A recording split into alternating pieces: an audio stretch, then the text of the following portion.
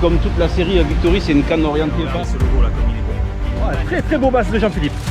Oh, Et bonjour. Allez, c'est parti. Je vais chez Jean-Philippe Lalubin. Jean-Philippe a reçu un fagot de cannes et de la nouvelle gamme de chez Sainte-Croix, les Victory. Vous en avez déjà tous entendu parler à l'heure qu'il est. Par chez lui. Et on va tester ces cannes. Donc on va pas forcément tenter d'attraper du poisson avec, ce sera que la cerise sur le gâteau. Mais on va surtout mettre des leurres sur les cannes, voir les actions, les leurres les plus appropriées pour telle ou telle canne, voir à peu près leur plage d'action, voir un petit peu leur souplesse. On va essayer de vous définir ça au maximum. Donc voilà, donc je charge le matos. Vous allez voir, je pars avec pas grand chose. Je pars avec 3 moulinets, quelques leurres. J'ai pris tous mes leurres Exxon leurres bien sûr, histoire de vraiment les tester au maximum aussi. Et puis tout le matos vidéo. Allez, je charge ça. Allez, on est sur la route, 1h15 pour rejoindre l'ami Jean-Philippe, essayer de tester toutes ces cannes. Bon, je suis un peu déçu dans le sens où là, ils annonçaient beaucoup de vent. J'avais espoir quand même qu'ils se soient un peu trompés, mais non. Là, on est entre 80 et 100 km/h de Mistral, donc bon, la pêche va être quand même assez compliquée. De toute manière, tester en priorité les cannes, et puis si jamais on prend du poisson, hein, ça sera le bonus. On va tenter de faire quelque chose de sympa et puis de vous donner tout notre ressenti sur cette nouvelle gamme.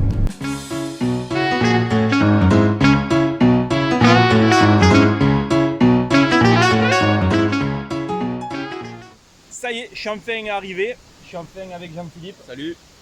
Et donc là, ça y est, là dans ses mains, la fameuse gamme Victory. Regardez-moi ces petits bijoux là. Elles sont magnifiques, bien sûr on vous les montrera un petit peu plus en détail tout à l'heure. On fera des trucs, regardez ce logo là comme il est beau, il est magnifique. Jean-Philippe, qu'est-ce qu'on va faire un petit peu aujourd'hui? Aujourd'hui on va regarder un peu la sélection qui a été faite, une partie de la sélection qui a été faite pour la France. Voir un peu qu'est-ce qui dégage comme philosophie de la gamme. L'idée c'est de comprendre où est-ce que la série Victory se situe un peu dans l'ensemble des séries et des nouveaux produits aussi chez Sainte-Croix comme les nouvelles Legend Tournament de Basse. C'est de comprendre un peu quelle est la nouvelle philosophie des cannes et de voir un peu quelle utilisation spécifique on va pouvoir faire en fonction des produits sur les différentes pratiques de pêche. Pour ceux qui préfèrent pêcher à gratter, ceux qui préfèrent pêcher au crank, au leurre de prospection et tout, voir un peu dans la gamme parce qu'on perd un peu nos habitudes sur les Sainte-Croix. Il y avait des noms où on savait se repérer en fonction des techniques. Maintenant on est sur des nominations un peu différentes. Par exemple là on voit la Max Marshall. Donc Max Marshall, on va voir un peu à quoi se destine l'ensemble de ces produits. On se revoit dans quelques minutes. Ouais. Avec ou sans poisson, peu importe. L'idée c'est de comprendre et d'avoir une vision plus nette de comment utiliser ces petits bijoux. C'est parfait. Allez, à tout à l'heure. Allez, on va au bord de l'eau et puis on vous montre tout ça. Je suis en train de préparer la The Grunt. C'est une 7 pieds 1, la médium heavy. Comme ça, je vais essayer de pêcher un peu texan. On va voir un petit peu ce que ça donne. Déjà, ce que je peux vous en dire, c'est que je la trouve relativement parabolique, la canne. Et ça peut vraiment être intéressant. Ça change un petit peu de toutes ces actions de pointe ou semi-paraboliques. En ce qui me concerne, j'ai opté pour le P4H. C'est, on va dire, un peu un standard chez Sainte-Croix. On retrouve cette mensuration de canne un peu dans toutes les séries. C'est généralement une canne à tout faire. Donc, on va voir si ça remplit aussi cette exigence sur les Victory. Je pense qu'il faut quand même bien préciser, il est interdit de pêcher avec une gamme de 5 croix si on n'a pas des hameçons trocars. Ça c'est quelque chose, voilà, c'est interdit. Hein. Si vous n'avez pas du trocard, vous ne pouvez pas pêcher avec 5 croix. Voilà, ça va. Mettre un petit hameçon de 3-0. Je vais vous montrer avec quoi je pêche. Alors JP qui a bien sûr aucune pitié, qui a déjà démarré. Ouais, aucune. Je vais démarrer avec un shad, swammer, bien sûr monté en texan, comme ça si jamais je vois des encombrements, je pourrais les pêcher, mais bon, je vous explique un petit peu comment je vais procéder, même si c'est pas le but de la vidéo. Et surtout pour pouvoir pêcher en linéaire. Hein, je connais pas l'endroit, ça va me permettre de pêcher 2 en 1. Bien sûr, le swammer de chez X-Zone. Voilà, je vous montre le leurre. Voilà, monté en texan. Voilà, allez c'est parti. Je vais essayer de rattraper mon retard du 0 de JP. Alors JP, tu nous rappelles avec quelle canne tu es? En fait, la 7P4H, c'est les mensurations de la Slop and Frog en série Legend Tournament Bass. Et du coup, moi c'est une canne que j'ai utilisée comme son nom l'indique, qu'à la frog. Et j'essaie de voir un peu la différence qu'on a entre ces deux séries. Déjà sur les premiers lancers, on a vraiment une super sensation de précision et de légèreté. C'est vraiment ultra agréable et confortable. D'accord. Donc moi, je répète, j'ai la MH 7 pieds 1, la The Grunt. Donc on pourrait l'apparenter à la Giganworm peut-être de... Ouais, c'est ça. Ouais. À la Giganworm de la série Legend Tournament, mais à un poil plus parabolique de ce que j'ai pu en voir. Donc je vais faire mes premiers lancers et je vais vous dire un petit peu ce que j'en pense. Alors déjà, franchement, ce que j'en pense, moi là, sur l'instant T, très légère. On a des cannes d'une légèreté incroyable. Là, ça me surprend même. Pourtant, j'ai l'habitude de pêcher avec la gamme Legend X, qui est une gamme déjà très légère. Mais là, j'ai vraiment l'impression d'être sur quelque chose d'exceptionnel. En termes de lancer, pour une 7 pieds 1 en MH, je la trouve quand même relativement douce. J'aimerais vraiment attraper un poisson de façon vraiment voir comment elle se comporte sur le combat, mais là, vraiment très agréablement surpris.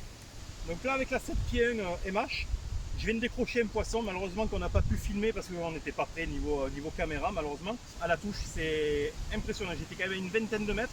J'étais de l'autre côté de la berge, près d'un bois mort. Et j'ai senti vraiment comme une espèce de retenue. Et j'ai quand même voulu ferrer.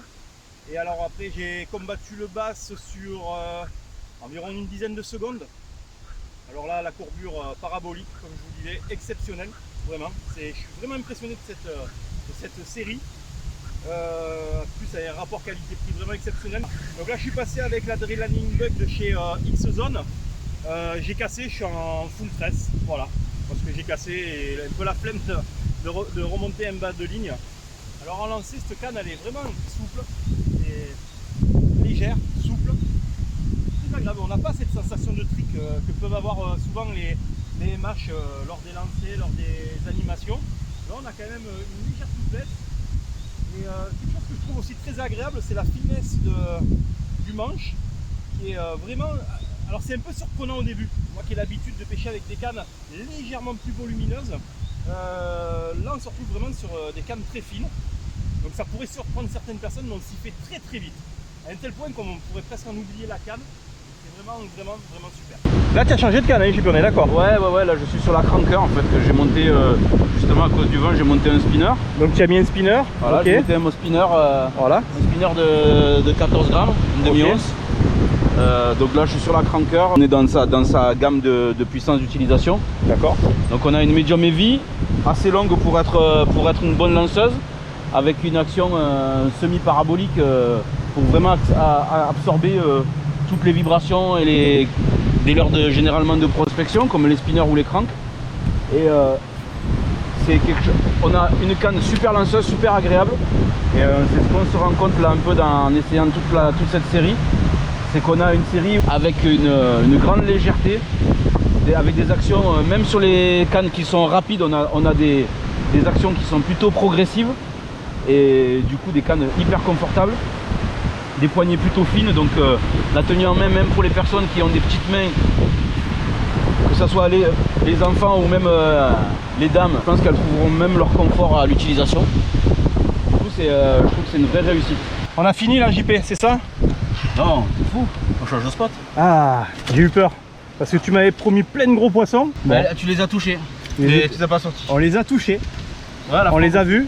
Mais ils nous ont vaincus. C'est ça, donc on va aller voir si on est meilleur en deuxième division. Là,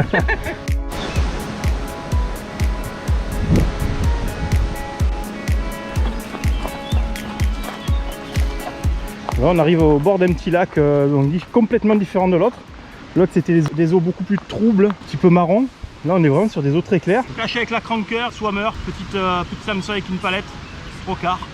C'est parti. Là on a un joli bass ici là. Il est là. Voilà, comment tu estimes 45 JP, facile? Ouais, il peut faire ça. Hop, il repart là-bas. Je sais pas si vous le voyez, il y a quand même pas mal de reflets là.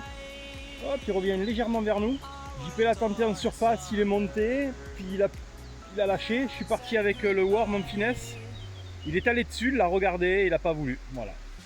Encore une fois, on est sur des spots très pêchés. Il est là actuellement. Hein. Hop là, il est là. Hop, JP, il balance un jig. C'est un jig, JP. Oh, comme il y va dessus. Oh, comme il y va dessus. Il le regarde. Hop, il a pris. Non? Il l'a pris JP, je crois, non? Il est parti sur le côté, je l'ai vu. Je pense qu'il l'a pris, il l'a recraché. Je pense que tu l'as pas vu. Ah, t'as vu, il a fait avec sa gueule. Oui, il a ouvert sa bouche, c'est pour ça que j'ai vu ça. J'ai vu ses ouïes s'ouvrir. Oh, joli posé, c'est dommage. Il y a une chance, j'en aurais pas eu deux. Eh, pas sûr, regarde, il replonge.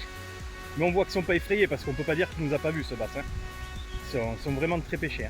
Hop, il repart sur ton jig, comme un boulet de canon, entre les herbiers. J'ai l'impression de commenter un match de foot. Il le prend pas, il vient. Ah, il vient comme un boulet de canon dessus. Et puis il s'en va. Hop. Ouais, il faut tenter, ouais, peut-être de l'énerver. En tout cas, ça fait plaisir un petit peu de voir des poissons, puis de s'attaquer à ça. C'est très frustrant de ne pas les prendre. Hein. Allez. Hop là, il s'est retourné, il y va.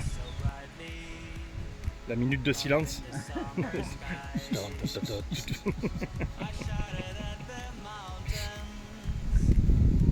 Hop, et il est reparti, il remonte là-bas, on le voit partir.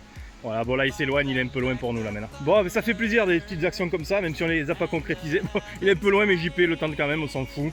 Hein, allez, il va le harponner, je crois qu'il a enlevé le plomb, il a tout. Oh non, tac. Oh, il a pris, recraché de suite. Impressionnant. Un swimming jig. Impressionnant. Serait-ce la technique?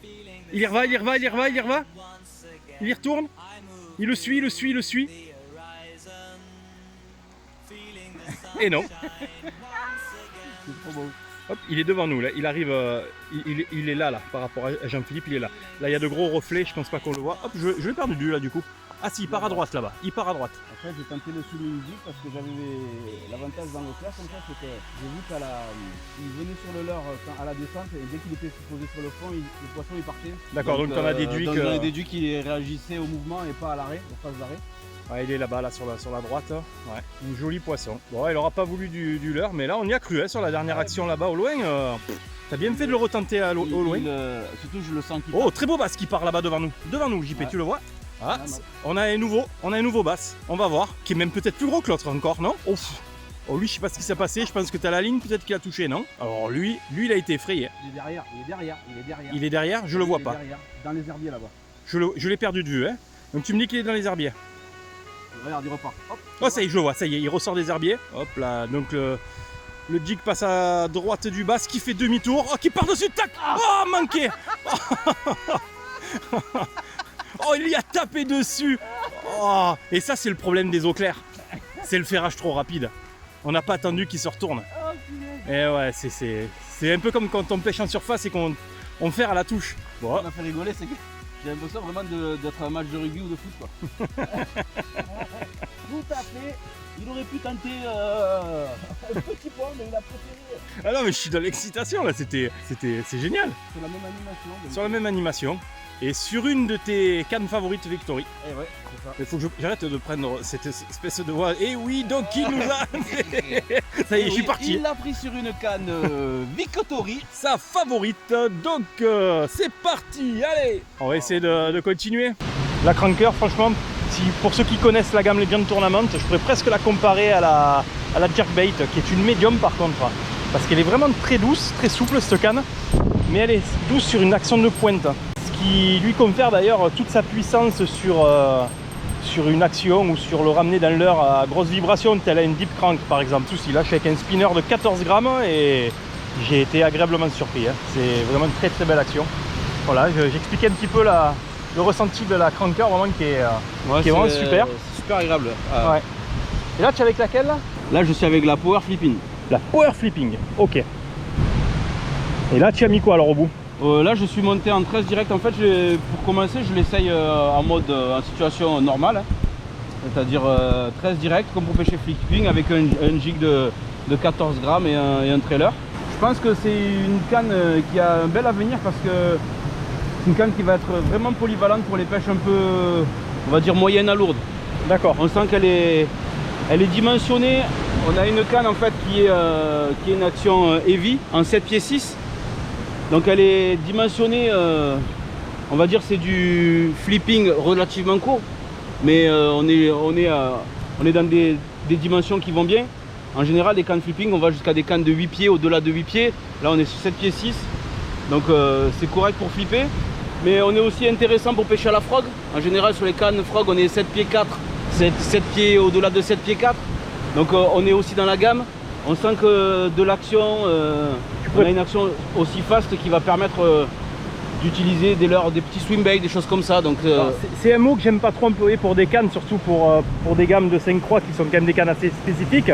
Mais est-ce qu'on pourrait dire que c'est une canne polyvalente? Souvent, moi, dans les différents voyages que j'ai fait, j'aimais bien prendre la 7 pieds 4 H, que ce soit en Legend Tournament ou en Legend X, parce que justement, c'est une canne qui apporte une super polyvalence. Et là, on est pas mal aussi. Avec en plus pour moi ce côté qui peut déranger à certains, mais moi j'aime bien pêcher flipping, donc le fait que l'anneau soit décalé, voilà. On a ce confort là au flipping. Donc, ce que tu expliquais tout à l'heure. C'est ça. Ouais, d'accord, très bien. Donc moi ça fait partie, j'ai beaucoup de modèles dans la gamme sur lesquels j'ai flashé, et celui-là en fait partie. Donc on teste les Victory, même dans les passages, hein, pour vous. C'est des vrais crash tests.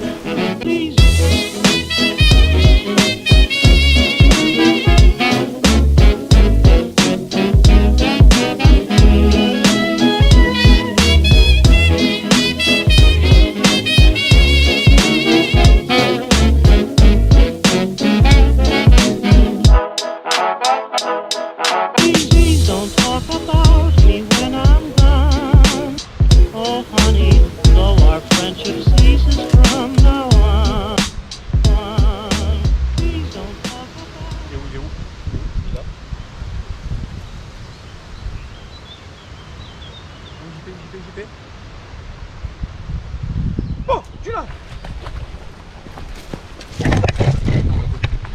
Oh, super.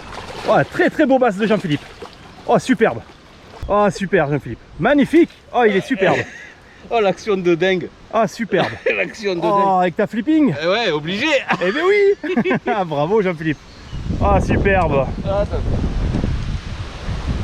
Pour la petite histoire, celui-là me manque le swammer, il me prend le swammer et c'est moi qui ferre trop tôt. Ça, comme toi tout à l'heure le swimming jig. Ah, superbe. Bravo, bravo.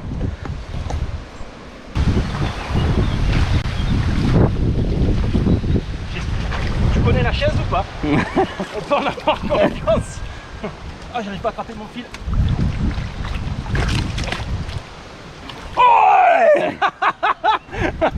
Oh, sur le swammer avec la cranker.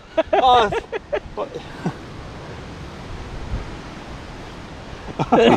Un doublé. Un doublé de basse. Oh, super.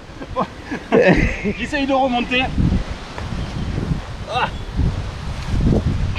Qui a cru qu'il allait finir à l'eau? Oh, super JP. Super. Parfait. Alors du coup cette cranker en combat. Alors au niveau ferrage, malgré sa souplesse qui nous permet justement d'animer des leurres de ce style, franchement j'ai fait un super ferrage, action de combat extraordinaire, vraiment souple.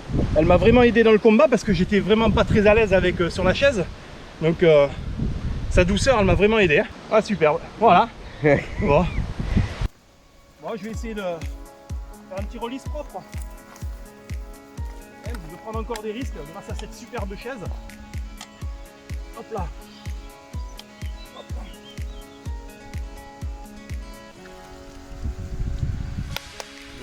La chaise. Bon. Et ben voilà.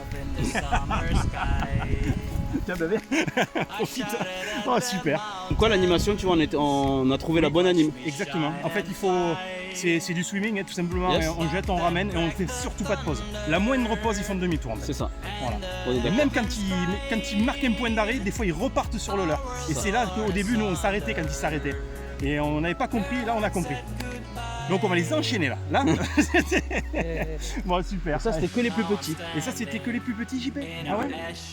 Bah en fait on a mesuré vite fait, on a dit 48-49 les deux. 48 et 49 ouais. Voilà. Ce qui est déjà deux très très beaux poissons. Il faut pas non plus.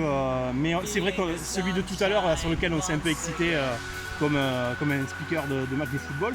Il faisait pas loin de 50, 52 quand même. Hein. Ouais, je fais plus de 50 hein, c'est sûr. Ça a failli être difficile et puis on se retrouve avec deux jolis poissons coup sur coup, comme quoi des fois la pêche c'est incroyable. Comme quoi en fait ces cartes elles portent bien leur nom, Victory.